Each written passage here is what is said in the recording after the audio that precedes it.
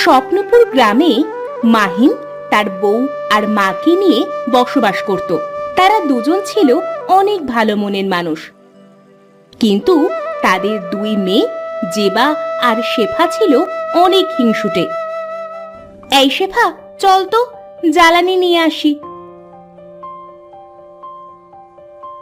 বাড়িতে এত জ্বালানি থাকতে আবার জ্বালানি কি করবি তোরা? জ্বালানি না আনলে অন্য মানুষেরা নিয়ে চলে যাবে। আমাদের তো অনেক আছে জ্বালানি, আর লাগবে না। মানুষ নিলে নিক, তাতে কি? জ্বালানি না হলে ওরা কিভাবে রান্না করে খাবে? কত গরিব মানুষ আছে, ওরা তো আর জ্বালানি কিনে রান্না করতে পারবে না। শোনো মা, সকলের চিন্তা তো আর আমরা করতে যাব না। এই শেফা, চল তো।